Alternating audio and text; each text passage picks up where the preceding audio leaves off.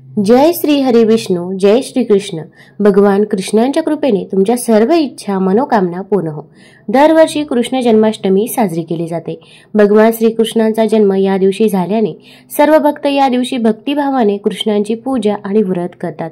कृष्ण जन्मोत्सव हा भाविकांसाठी मोठा सोहळा आणि उत्सव असतो। हिंदू धर्मात जन्माष्टमी मोठ्या आनंदात साजरी करतात। भगवान विष्णूंचा 8वा अवतार म्हणजे श्रीकृष्ण। त्यांचा जन्म कसा झाला तसेच या जन्माबद्दलची कथा काय आहे तर मी आज ती तुम्हाला सांगणार आहे। त्यामुळे व्हिडिओ स्किप न करता शेवटपर्यंत जरूर बघा। तसेच चॅनलवरती नवीन असाल तर चॅनल लाईक करा व सबस्क्राइब देखील करा आणि कमेंटमध्ये जय श्री कृष्ण किंवा जय हरी विष्णू किंवा ओम नमः शिवाय लिहायला विसरू नका, जेणेकरून आपल्याला देखील भगवान श्रीकृष्णांचा आशीर्वाद हा प्राप्त होईल। द्वापार युगात पृथ्वीवर राक्षसांचे अत्याचार हे वाढतच होते। तेव्हा पृथ्वी मातेने गायीचे रूप धारण केले आणि ते ब्रह्मा आणि विष्णू या दोघांकडे जाते आणि ब्रह्मा विष्णूला पृथ्वीवर राक्षसांकडून होत असलेल्या अन्याय अत्याचाराविषयी सांगू लागते। तेव्हा ब्रह्मा हे विष्णूंना सांगतात, हे प्रभू, पृथ्वीचे रक्षण करण्यासाठी आपला 8वा अवतार धारण करण्याची वेळ आता आली आहे। तेव्हा विष्णू म्हणतात, ठीक आहे ब्रह्मदेव, पृथ्वीचा उद्धार करण्यासाठी आणि राक्षसांपासून तिचे रक्षण करण्यासाठी मी मानव रूपात जन्म घेईल। भोजवंशी राजा उग्रसेन हे मथुरेचे राजा, त्यांच्या मुलाचे नाव कंस होते। आता कंस हा जनतेवर लोकांवर खूप अन्याय अत्याचार करायचा।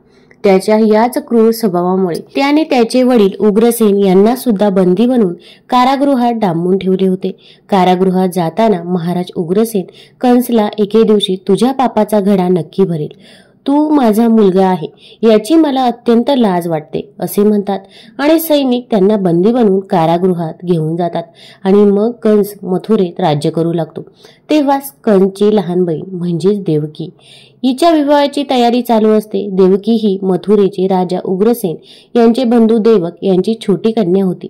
तेव्हा कंस देवीकडे जातो आणि म्हणतो, लाडकी बहीण देवकी, उद्या तुझे लग्न होणार आहे आणि तू कायमची इथून निघून जाशील। तुझ्या विना हा राजमहल खूप खाली खाली वाटेल। तेव्हा देवकी देखील म्हणते की बंधू, मला सुद्धा तुझी खूप आठवण येईल। मग दुसऱ्या दिवशी देवकीचा विवाह वासुदेव नावाच्या यदुवंशी सरदारासोबत होतो। मग देवकी आणि वासुदेव या दोघांचा विवाह पार पडल्यानंतर कंस वासुदेव याला म्हणतो की माझ्या बहिणीवर खूप प्रेम आहे, म्हणून देवकीला मी माझ्या रथावरून स्वतः सोडवायला येणार आहे। तेव्हा वासुदेव देखील म्हणतात की ही माझ्यासाठी खूप सौभाग्याची बाब आहे। मग महाराज कंस विवाह संपन्न झाल्यानंतर देवकी आणि वासुदेव यांना आपल्या रथावर बसवून सोडवायला निघतो। देवकीच्या वडिलांनी तिला सोबत भरपूर धन धान्य दागिने दिलेले असतात। कंस देवकी आणि वासुदेव यांच्यासोबत गप्पा मारत मारत रथावरून जात असतो। तेवढ्यात एक आकाशवाणी होते आणि ती कंसच्या कानावर पडते, हे कंस, ज्या देवकीला तू एवढ्या प्रेम आणि आदराने तिच्या सासरी सोडण्यासाठी घेऊन जात आहे तीच तुझ्या मृत्यूचे कारण बनणार आहे, कारण देवकीच्या गर्भातून जन्म घेतलेला 8वा मुलगाच तुझा वध करणार आहे। ही अशी आकाशवाणी ऐकून कंस खूप विचलित होऊन जातो। मग तो ठरवतो की मी वासुदेवचीच हत्या करून टाकतो, जेणेकरून त्याला देवकीच्या गर्भातून जन्मलेल्या पुत्रापासून मृत्यूचे कुठलेही भयच राहणार नाही। कंस वासुदेव याला मारायला लागतो, पण देवकी त्याच्या विनवण्या करते आणि सांगते, कंस, माझ्या नवऱ्याला मारू नको, मी तुला वचन देते, माझ्या गर्भातून जे बाळ जन्माला येईल ते मी स्वतः तुझ्या स्वाधीन करून टाकेन, पण माझ्या पतीस मारू नको। मग देवकीची गयावया बघून आणि दिलेले आश्वासन बघून कंस वासुदेव याला मारत नाही, पण देवकी आणि वासुदेव या दोघांना मथुरेच्या महालात एका कोठडीत बंद करून ठेवतात। यावर वासुदेव म्हणतो, कंस, देवकी तुझी बहीण आहे, तिच्यासोबत असे वागू नको, तुला हवे तर मला बंदी बनव। पण कंस दोघांची काही न ऐकता दोघांना मथुरेतील कारागृहात बंदी करून ठेवतो। देवकी आणि वासुदेव हे दोघेही खूप दुःखी असतात। व्यथित झालेली देवकी वासुदेवाला म्हणते, स्वामी, माझ्यामुळे आज तुम्हाला या कारागृहात बंदी बनून राहावे लागत आहे।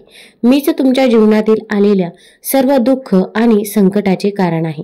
यावर वासुदेव म्हणतात, असे अजिबात म्हणू नकोस, तुझ्यासारखी पत्नी मला मिळाली हे माझे खूप मोठे भाग्य आहे। तू मला पत्नी म्हणून लाभली, याकरता मी मनापासून अत्यंत प्रसन्न आहे. एक दिवस असा नक्की येईल जेव्हा आपली इथून सुटका होईल आणि कंसच्या पापाचा घडा देखील भरेल. यावर देवकी म्हणते, कंस माझ्या गर्भातून जन्मलेल्या सर्व मुलांचा वध करेल. अशा परिस्थितीमध्ये आपण काय करायचं? कंस हा सतत वासुदेव आणि देवकी यांचा छळ करायचा, त्यांना धमकवायचा. देवकी ज्या पुत्राला जन्म द्यायची त्याला देवकीकडून हिसकावून घ्यायचा आणि तिच्या डोळ्या देखत तिच्या बाळाला मारून टाकत होता. तो कंसने एक एक करत देवकीच्या एकूण 7 पुत्रांना तिच्या डोळ्या देखत मारून टाकले. वासुदेव आणि देवकी देवाला प्रार्थना करत होते की कंसच्या अत्याचारातून बाहेर पडण्यासाठी आम्हाला मार्ग दाखव, आमचे यापासून रक्षण कर. मग काही कालांतराने देवकीच्या 8व्या पुत्राच्या जन्माची वेळ येते.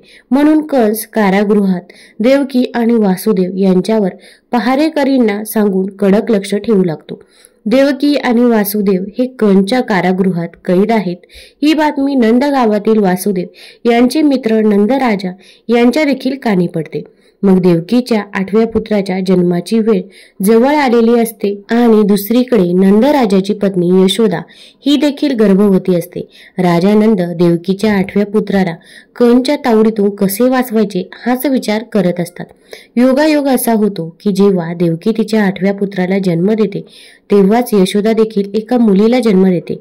हे दुसरे काही नसून पृथ्वीवर जन्म घेण्यासाठी श्रीकृष्णाने रचलेली माया असते.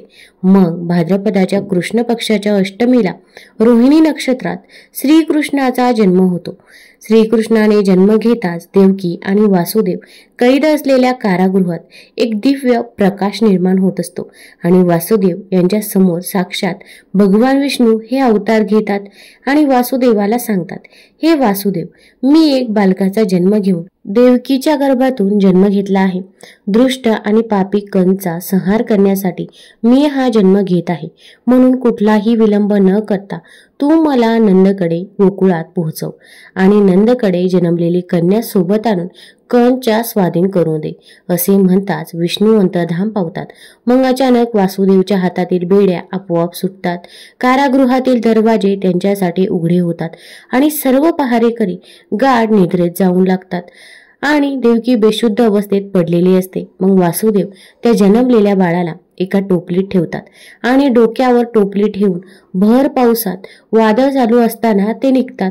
यमुनेला श्रीकृष्णाच्या चरणांना स्पर्श करायचे असते म्हणून यमुनेचे पाणी वर येऊ लागते. म्हणून वासुदेव बाळाला कसे घेऊन जायचे याबाबत खूप चिंतित असतात.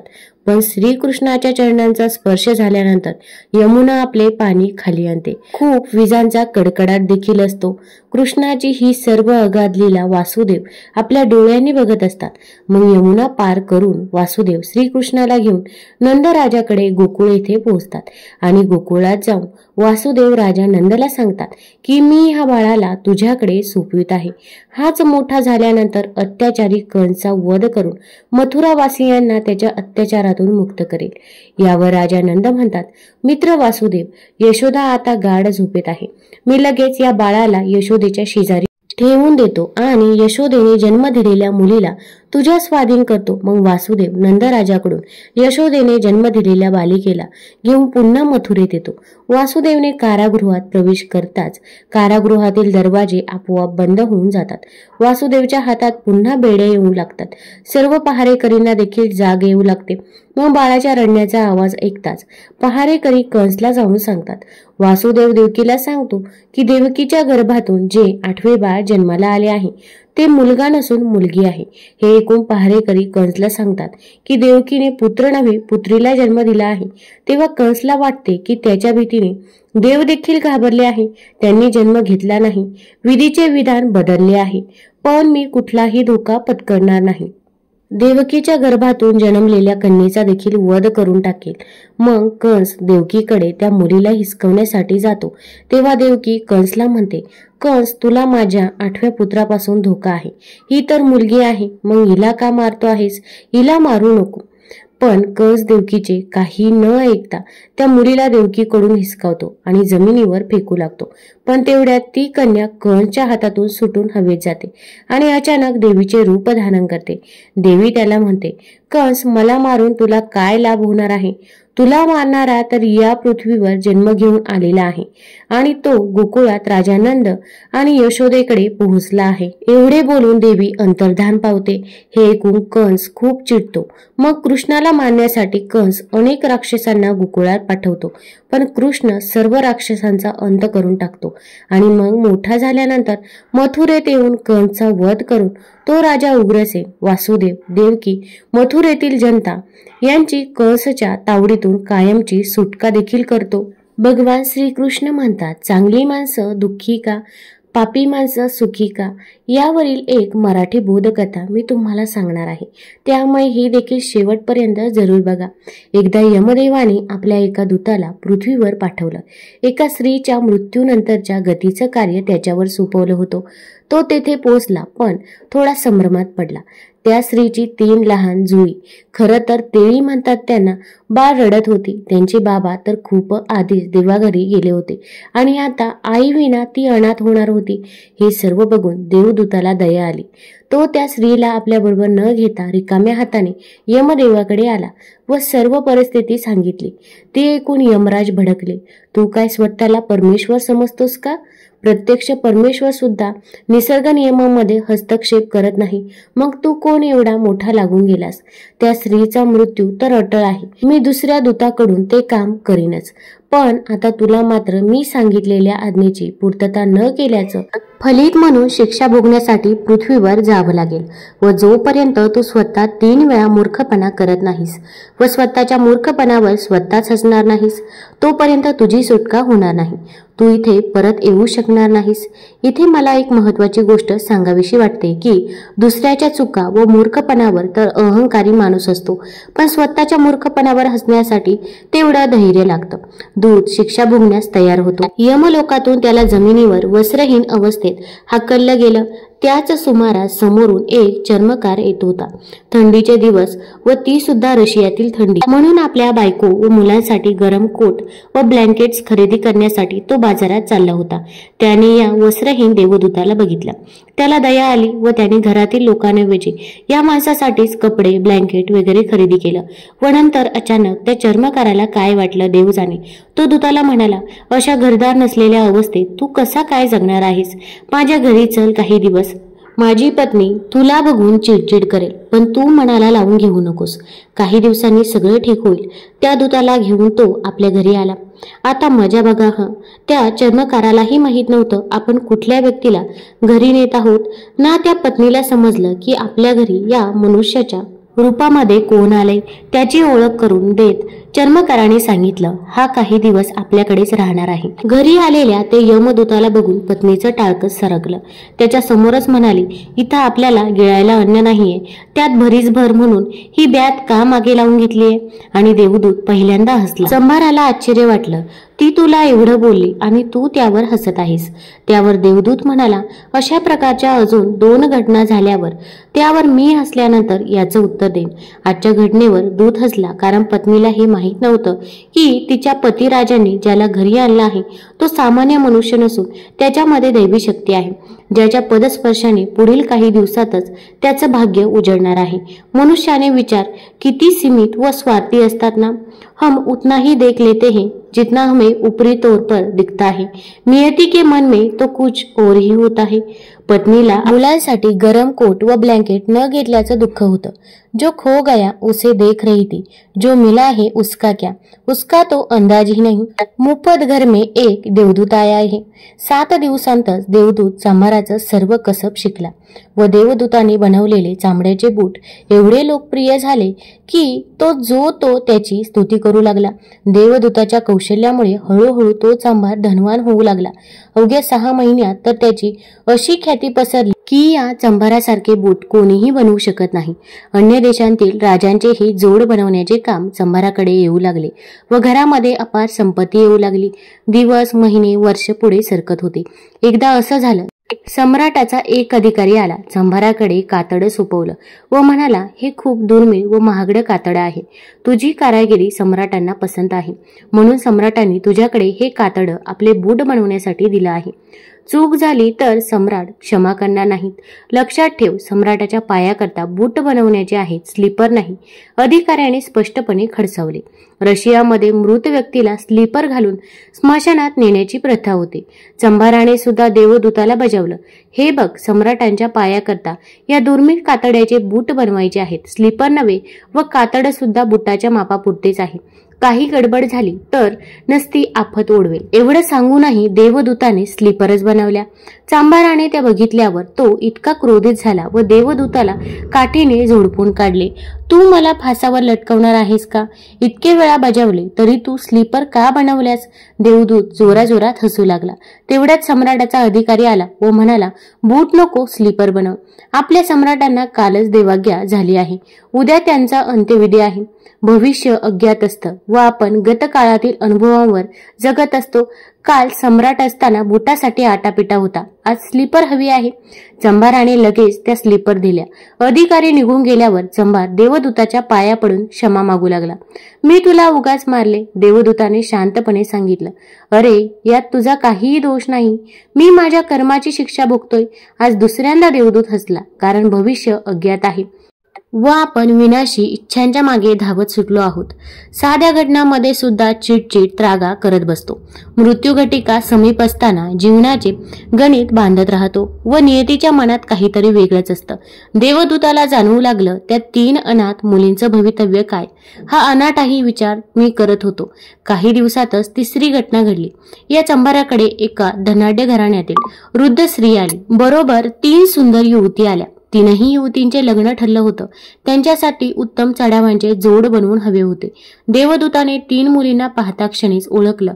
याच त्या 3 मुली होत्या, ज्यांच्या मृतपायी आईकडे बघून त्याला दया आली व नियतीमध्ये स्वतःहून केलेल्या हस्तक्षेपामुळे तो आज शिक्षा भोगत होता. त्या 3 जणी अतिशय सुंदर व समृद्ध दिसत होत्या. देवदूताला उत्सुकता वाटली, त्यांच्याबरोबर जी वृद्ध आली आहे ती कोण आहे? वृद्ध स्त्रीला विचारल्यावर तिने सांगायला सुरुवात केली, या मुली माझ्या समोरच राहत होत्या. यांची आई लहानपणीच देवाघरी गेली. ती अतिशय दारिद्र्यात दिवस कंठत होती. तिच्या पश्चात या मुलींचं कसं होणार? मला दया आली व त्या 3घींना मी दत्तक घेतलं. मलाही संतान नव्हती. मी स्वतःच्या मुलींप्रमाणेच यांचं पालन पोषण केलं व आता सम्राटाच्या राजपुत्रांशी या 3 जणी विवाहबद्ध होणार आहे. हे ऐकल्यावर देवदूत तिसऱ्यांदा व शेवटचा हसला. त्याने चंभाराला स्वतःच्या हसण्याचं कारण सांगायला सुरुवात केली. आज जर त्या 3 मुलींची आई जिवंत असती तर या 3 जणी दारिद्र्यात खितपत पडल्या असत्या. पण आता आई नसल्याने वृद्ध स्त्रीला दया आली व तिच्या संपत्तीला वारस मिळाला व 3 जणींना समृद्धी उपभोगली. तसेच वृद्ध स्त्रीला संतान सुख मिळालं. देवदूतानं सांगितलं, मी चुकलो होतो. नियती ही माझ्यापेक्षा सूत्रबद्ध व योग्य आहे. तिच्या कार्यामध्ये मी हस्तक्षेप केल्याने मला जी शिक्षा मिळाली होती ती आज पूर्ण झाली. आता मी तुझा निरोप घेतो. एवढं बोलून तो देवदूत पाहता पाहता तिथून अदृश्य झाला. कथा जरी इथे संपली असली तरी त्याचा सारांश मात्र कायम आपल्याबरोबरच ठेवायचा आहे. एकंदरीत सध्याचं वातावरण व काहींचे अपमृत्यू, देहहत्या तसेच बघून बऱ्याच जणांच्या मनात हा प्रश्न येतो, इतक्या तरुण वयात ही व्यक्ती का गेली? त्याच्या पश्चात त्याच्या कुटुंबाचं, मुलाबाळांचं काय होणार? काही जण तर या घटनांकरता चक्क परमेश्वरालाच दोषी ठरवतात. म्हणे त्याला जर न्यायचंच होतं तर हॉस्पिटलचा खर्च व इतक्या यातना का दिल्या? ज्या ईश्वराचं वर्णन आपण प्रेमाचा सागर, कृपाळू असं करतो, तो आपल्या मुलांशी असा निष्ठुरपणे कशाला वागेल? मनाला येईल तसं स्वतः वागायचं, वाटेल तशा चुका करायच्या व शिक्षा भोगताना मात्र प्रेमळ परमेश्वराला अशी दूषण द्यायची. हा करंटेपणा कशासाठी? वरील सर्वांचं एकमेव उत्तर म्हणजे कर्मसिद्धांत. परमेश्वर कर्मामध्ये कधीही ढवळाढवळ करत नाही, पण कर्मभोगाच्या दुःखातून मुक्त होण्याचा मार्ग मात्र सुचवतो. आणि म्हणून तो म्हणतो, न धरी शस्त्र करी मी, परी सांगीन गोष्टी युक्तीच्या 4. तुम्हाला जर ही कथा आवडली असेल तर आपल्या चॅनलला लाईक करा, सबस्क्राईब करा आणि कमेंटमध्ये जय श्रीकृष्ण लिहायला विसरू नका. तसेच मित्रपरिवारासोबत जरूर शेअर करा. धन्यवाद.